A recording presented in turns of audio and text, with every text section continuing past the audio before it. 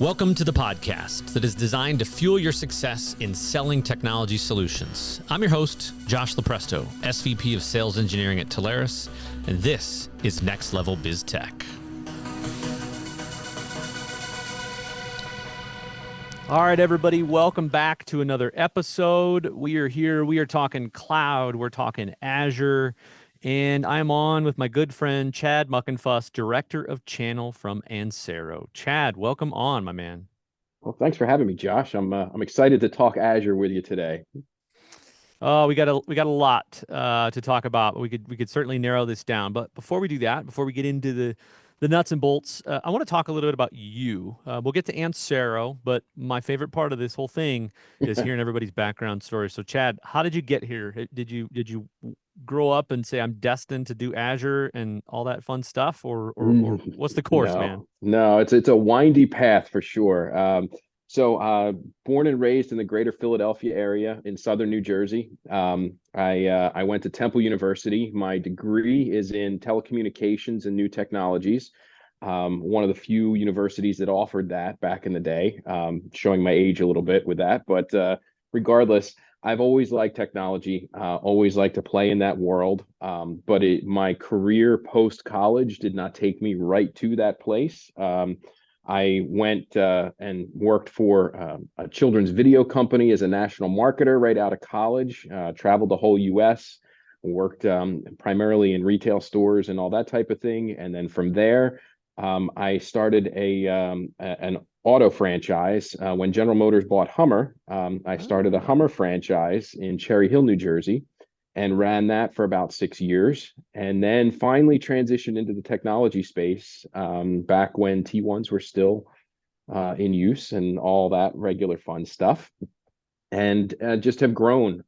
Always worked in the channel, either on the partner agent side or on the channel side for the different suppliers, and really like the channel. Have always liked the channel, but have been challenged post telecom to really grow in cloud. So for the past 3 to 5 years, been focused on that, really digging into it, aligning myself with some people that are very knowledgeable, like yourself and the whole team there, that really understand the cloud and where it's going and what it's doing, and hopefully on that trajectory of where it's going to go in the next 5 years, and how, currently we can help some partners and everything learn how to leverage the cloud. It's a difficult transition for a lot of the partners, and that's one of the key things I think we'll touch on today. And as a side note, outside of my day job here, I own and operate a cattle farm, and so something a little bit different. Born and raised, I'm third generation.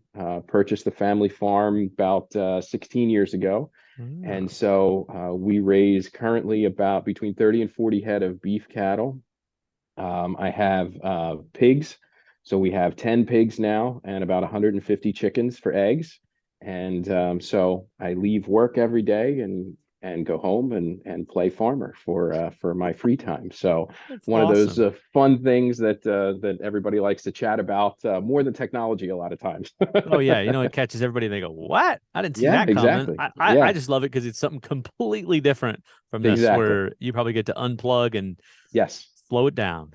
Yep. Very much so. Very much so. So that's Awesome. kind of my life in a nutshell. I have, I'm married, have two kids, a 14-year-old daughter, Emma, a 12-year-old son, Alex. So between soccer and karate and all the fun things that parents do Yeah, these days, that's my world. love it. Good stuff. It's funny you mentioned the Hummer. I grew up in the Midwest. My dad, for about 32 years, worked at a place called AM General, and so their Uh, bread and butter was the I military H-1 contracts. I spent so much time in Mishawaka, Indiana, and Oh South Bend, Indiana, man, at the plants. So yeah. we could chat about all the restaurants and Wow. all of that fun stuff. So that's funny. So AM General was where I started, because General Motors did not have everything spun up yet. So I flew out and spent months at the factory out there learning, driving off road at the proving grounds and all that kind of stuff. So yep, spent a Oh lot man. of time out there. That's funny. Now, one slightly different life changed. I had an opportunity to go work in one of those factories with my dad when I think when the Hmm. H2 was coming out. Yep. And I just went, I think I want to go a different direction. I didn't really know what that direction was or where. I didn't know the whole, Utah thing that wasn't in the cards yet. Right. But no, he was there. Gosh, yeah, that's so funny. He was there for a long time. Crazy. Yeah. That was a great company back in the day. Really close knit group of people. Got to know a lot of them as friends, and yeah, really, really cool company. Crazy. All right. Well, we'll come back to that. This Sure. is all natural right here. Good Yeah. stuff. All right. Let's fast forward now. Let's talk Ansero. Let's talk cloud. For anybody that's listening to this that doesn't know, who is Ansero? What are you guys? Give me the spiel. Sure. So Ansero is a 20 plus year company. We've been in business, started before MSP and CSP were even words or acronyms or anything like that. It was a traditional just IT vendor that would come in, do break fix, server spin ups, all that type of thing back in the day. And now we are a true MSP, cloud service provider. We are strictly a Microsoft shop. So all we do is Microsoft and Azure cloud. We bundle, and we'll get into this I'm sure a little bit later here, but we bundle everything together to make it easy for the consumer and the partner to sell and be able to present.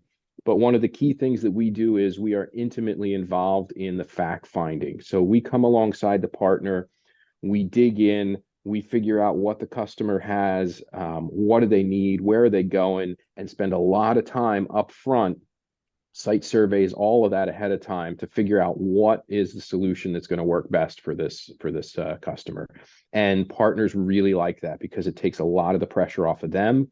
It's not a spreadsheet that they've got to check a bunch of things off. They come to us because they know we can get into those sticky situations, unwind them, and do a great job of getting their customer up and online and billing, which means recurring revenue, which means everybody's happy at that point.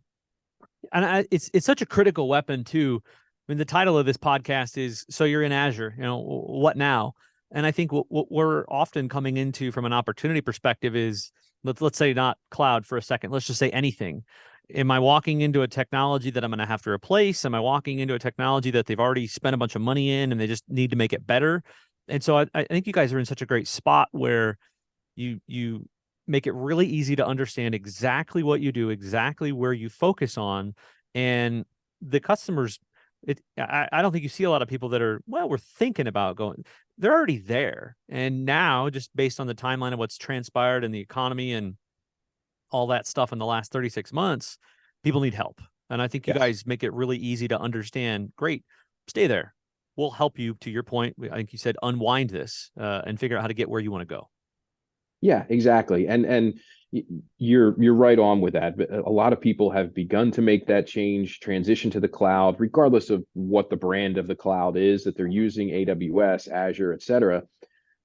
A lot of them have different departments that use their company credit cards and spin up all kinds of different servers and forget that they're there.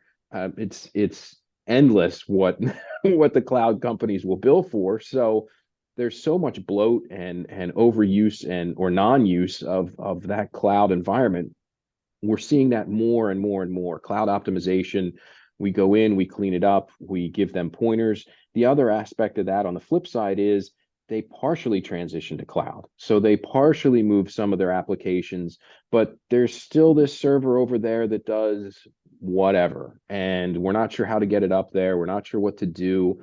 We come alongside again. We'll talk to the software vendor that has that application. We work with them. Hey, can this transition to the cloud? Or what are the specs that are needed for the latest and greatest offering of this?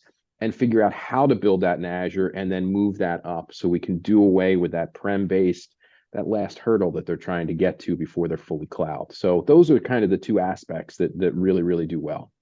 So your role there as director of channel, do you Mm-hmm. find that are people do they know, is this going to be a one-time SOW based engagement? Do they know right away it's going to be forever recurring, supplementing the workforce? What are you kind of seeing in that trend? So I'm seeing a lot of companies that really don't know what they have, whether specific to your initial point in the cloud. Hey, we've got Joe spun this server up to try something, not sure if it's still there or not. We get these bills. Here's a pile of information. Don't know what's really going on. Can you help? We're spending, pick a number, three, four, five, six, seven, eight, nine, $10,000 a month and up, and we really don't know what we have. We're Talaris partner has us in a university right now. Each one of the parts of the university has different cloud services all over the place. They spin stuff up for a specific project for a class one semester, forget it's there, but it's still billing and still Mm-hmm. ongoing. Years later, they're still paying for servers. So that type of thing we get brought into, look at it. When's the last time it was used? What was it for? Does anybody know?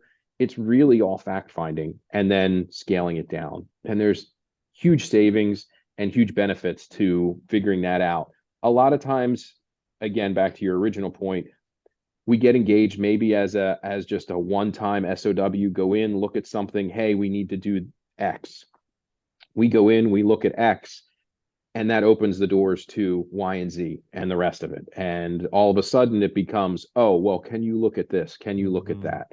And one of the things that we do really, really well is we don't want to oust the IT staff. We're not looking to get rid of an IT director. We're not looking to replace them.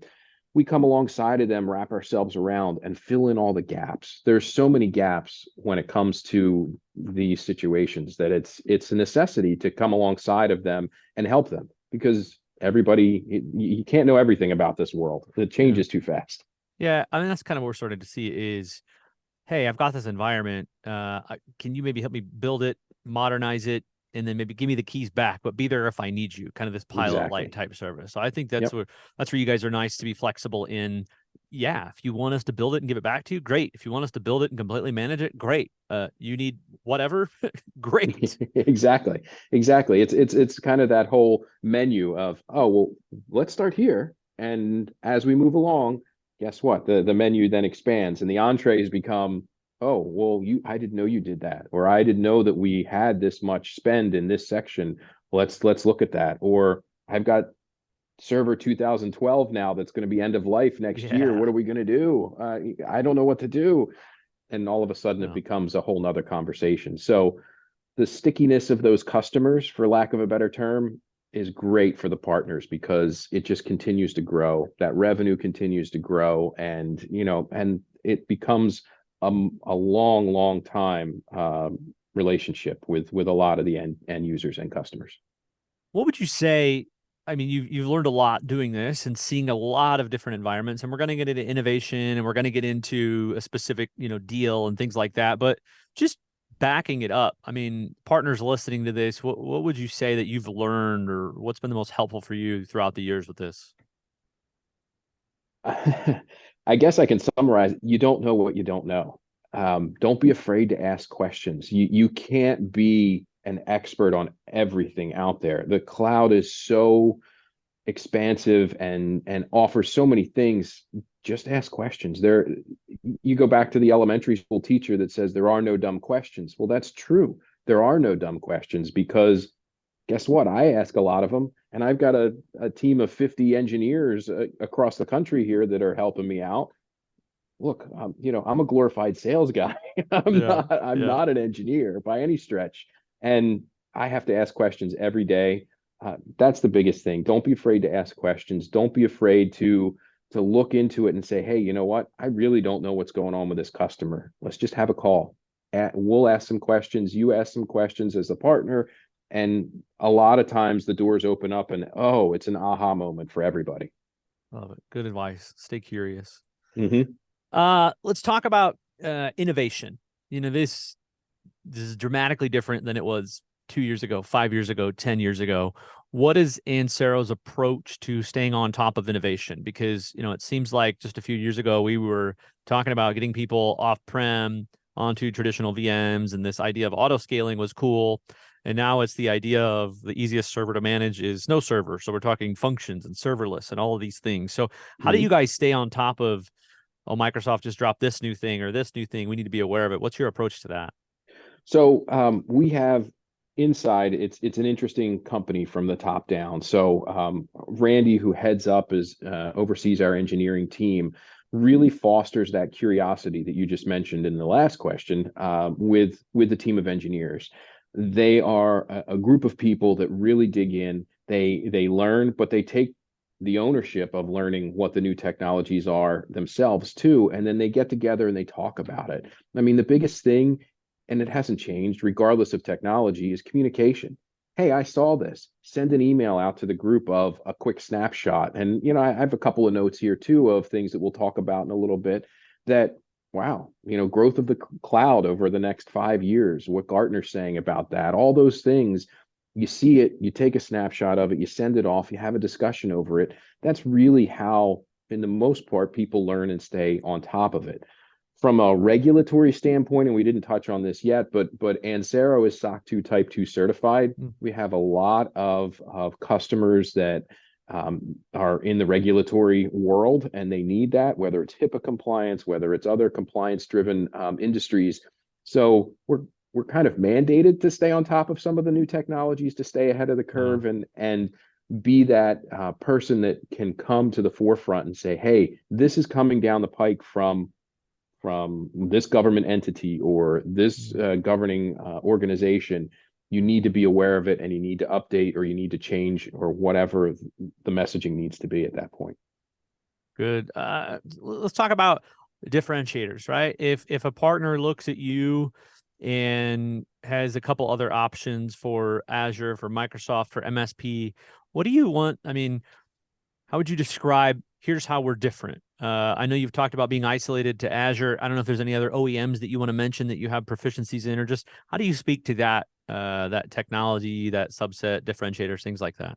Well, I'll talk to the Azure piece first. I think one of the interesting things with Azure and what we've done, our secret sauce, if you want to call it that, is our creativity within Azure. Azure provides a uniform platform for everybody, and it's how you utilize that and how you bring that in to have something unique for yourself, build that out, something unique for Ansero. And what we've done is we've done just that. So we've leveraged automation, we've leveraged our knowledge base internally, and I'm not going to get into the specifics, but we've leveraged it to a point where we can bring Azure to even the SMB world if necessary, and bring it to a cost-effective per user model that not only is the Azure portion of it, desktop as a service, or the infrastructure aspect of things, but it's also bundling together the MSP. It's bundling together the AV and EDR and all the rest of it on a per user basis that really makes it attractive to the end customer. And there's frankly plenty of margin in it too, for the rest of us here that are selling it and providing the services as well. So it's really a unique offering that we bring to the table. And again, it's purely based around the creativity of, hey, here's your box. What are you going to do with it? Got it. All right, let's get into the weeds. Let's nerd out. Let's get our propeller hats on, whatever it is. So let's talk about an example. What I loved, and you mentioned it, and it seems like this is always the goodness when we get to be involved, is somebody comes to us and says, hey, I have this thing. Who do you have that does this? And we as engineers go, oh, but I have 84 questions. There's definitely so much more here that nobody even realizes. So I'm curious of an example that you have. Talk to us about something that you walked into. What were you told it would be? And then really, what were all the problems and ultimately the outcome? How did we get where we needed to go? Sure. So one of the examples, it's a logistics company in the southeastern part of the US. They were having all kinds of issues, trouble with some of their applications, trouble with some of that. Partner brought them into us. We start talking with them and begin that process of uncovering what's going on. Come to find out, there's no firewall. They have no firewall on site. They're using the Comcast modem or Spectrum modem or whatever it is, and oh, that's our firewall. They are contracted with an MSP, so the MSP doesn't have anything. Yes, exactly. Firewall, schmierewall. That's what I say. You don't need it. Forget about it. Their cloud services completely misconfigured, and that was the issue that brought them to us. Is that their MSP could not figure out how to get this whole cloud environment to work for them. In addition to being misconfigured, it was wide open in the sense that it was done on a shared tenant. There was no partitioning. It was mixed together with three other companies, and you could see all the information that you wanted to of all the other companies. Exactly. And that was our response. So that opened the door for this example. We went in. We obviously won the deal. We went in. We got them a firewall first and foremost. And I didn't touch on the OEM stuff, but we're SonicWall, Fortinet, Cisco partners, so we do all of that work for firewalls. Not a problem. So we settled on a firewall for them, got them set up with that, and then begun to move them, transition them out of, it was an AWS cloud instance that was shared, and into our Azure. Got them spun up, got them their tenant, moved everything over, and then started to clean up a lot of the software issues that they were having because of misconfigurations and all of that. Licensing, we took over all their licensing at that point. They were using Microsoft Office. Licensing was all over the place, E1s to E5s, and it was a mess, and cleaned all that up for them. What it comes down to a lot of times, and it wasn't a huge company, probably 30, 40, maybe 50 users on it, a pretty average company from our standpoint. What we found is that between MSP, cloud services, maybe some infrastructure, that type of thing, if you add all of that up, the antivirus, backup and recovery, all that kind of thing, it usually works out to about $200, $250 a user on average, almost every time. In that SMB to mid-market company, that 500 employees and less, it's always about that price. We come in between 100 and 150, depending on what flavor they want per user, includes all of that. And if they want unlimited on site, then we can roll that at the higher end of things too. And it was a win. They saved a significant amount of money, got it all cleaned up, and are still, 2 years later, are still a great customer of ours, refer business to us, which the partner gets tagged on, even though they didn't even do anything. And it's great. That's how we operate. And one key thing I forgot to mention in there earlier, we're 100% channel. We have no direct, never had direct. We've been 100% channel from day one. So that's another unique thing for us in the market too. Love it. Good answer. Good answer. Partners love to hear that stuff. Yeah. I've got more if you want to hear more. I've got other examples. So. Hey, look, that's what I want. That's what I want to get out of this, right? I want partners that are listening to this of different situations, different environments, different things, different problems. I'm happy if you want to throw maybe something that's different out there that that you stumbled into. Here's a good one.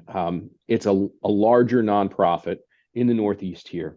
They deal specifically with homeless issues. They put housing together for homeless, and we were brought in. Their IT director was on his way out, essentially was out the door, and they knew they needed to clean things up. Their infrastructure was over 12 years old, 26 servers on-prem. Nice.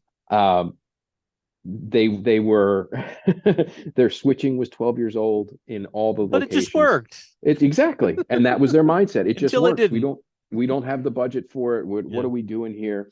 They knew that they needed to upgrade. So they brought us in with our partner brought us in, and we started looking at things. They wanted help essentially putting together an RFP and what needed to be done.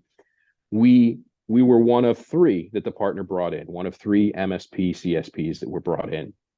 We were the only one that talked about cloud to them. The other two wanted to replace the servers with on-prem servers, all that type of thing. We got their attention by talking cloud, to the point where the CFO came to us and said, with his financials, blacked out in certain sections, and said, what is this going to look like if we do cloud? I need to sit down and have a real conversation. What does this look like for us? We're not used to this. We're not used to a monthly recurring. We're not used to any of that type of thing. We sit down, we outline it for them. We go through it top to bottom, and we save them over $20,000 a month in savings. And it's a great deal, and they love us to death. And we took those 26 on-prem servers to 6 cloud servers. So again, we talk about cloud sprawl and what that looks like. It was the same thing with them, except it was on-prem. It was server sprawl. Very common, especially in the nonprofit world. We do a lot with nonprofits all over the country, and we donate a lot to those. We donate time, we donate equipment if it's available. This one specifically, they needed monitors, and we updated all the monitors in our NOC. So we donated all the monitors that were a couple Oh, years old. We put all nice. them out in their facilities and all that type of thing. So again, we get that giving back to the community is a key part of being a good business too, regardless of where that community may be in the country. So Nice. yeah, Good that was a stuff. great one. Yeah. All right. So let's say I'm a partner. I've listened to this 20, Mhm. 25 minutes. I'm Yep. jacked up and ready to Good. sell Azure. Maybe I've not sold Azure cloud infrastructure before. What is my, is it 3, 4 questions? What's my talk track? Because I don't know if my customers in my base need this, have this. But if you're me and you want to go back to those customers that I've sold some things to, what do I say? Are you using computers in your day-to-day business? I mean, that's an opener. Regardless, the answer is going to be yes. So, you know, do I think everybody needs to cloud? Absolutely, at one point or another. Are you using Microsoft products? Do you use MS 365? Do you have a premise-based server? Do you have cloud servers that you're not sure what's going on right now? Can I come in and talk to you about what you're utilizing with the cloud, whether you realize it or not? 30 minutes. Doesn't need to be any more than a 30-minute conversation. Can do it over Zoom. We're happy to do it in person too. That's just really what needs to happen, is just have a quick open conversation with the customer. A lot of partners are used to, and I understand it. I came from that world, but are used to that the telecom discussion of, I can save you 15, 20, 25%. Here's a spreadsheet. Look, here's 3 options. I'll save you X amount. Mm-hmm. That doesn't work anymore. It's got to be an intro call, a consultative call. 30 minutes really is a great opener just to get an idea. And again, don't be afraid to ask questions of what you don't know. Take that information. If the partner is going to call their customer directly to try and open the door, we have a whole partner toolbox that's a part of Talaris University and all that type of thing. We're happy. We're doing a monthly training too, which is key as well. We just kicked it off last month, of how to open the door, how to have that conversation. Just talk about cloud. It's not Ansero based. It's Yeah. discussing cloud and digging into that on a piece by piece to help people understand what to do. But again, hey, what are you doing day to day? Do you use Microsoft Office? Do you use any cloud-based apps? Do you have maybe a server in the cloud or one on premise? What do you do for backup and recovery? How are you? Cybersecurity is a great door opener these days Mm. too. How are you protecting your network? Do you know? Most cases, I don't know. I've got John in IT that handles that. Let me get him on a call with you. Maybe we can talk about it. So again, those key factors of what are you doing every day and are you protected are probably the 2 key ones, I would say, to open the door. Good stuff. I like those. I love questions. Let's go. Final thoughts here. So as you look, we talked about innovation. We talked about, moving people from on-prem to a little bit of VMs to the next level of cloud and infrastructure. If we just look out a little bit, look out 12, 24 months, anything different you want the partners to be prepared for? What are the trends, or what would you advise us on if you look in your crystal ball? Look at that optimization side of things. I'm going to read this so I get this right here, but this is from Gartner, public cloud market to hit nearly 600 billion in 2023. That means that, to your point, the cloud's been adopted. It's in regular use every day by almost every company out there. So guess what? It's bloated. There's plenty of places to trim it down. Start looking at cloud optimization. Start having that conversation or asking that question of, hey, what stuff do you use in the cloud? What applications are you using? Are they cloud-based still? Are you interacting with customers not only from a computer anymore, but off of your cell phone? What are you doing? How does that look? What are you doing to communicate to your customers? All of that revolves around the cloud, and all of that opens the door for opportunity to talk about, hey, guess what? We can probably trim that down. When's the last time somebody looked at it? Oh, nobody's looked at it? Well, great. Let's dig into that a little bit and optimize it, make it work better for you. Good stuff. All right, Chad. that wraps us up for today, man. This is good stuff. We had covered a lot of Great. good ground, a lot of good questions. Yes. I really appreciate you coming on, buddy.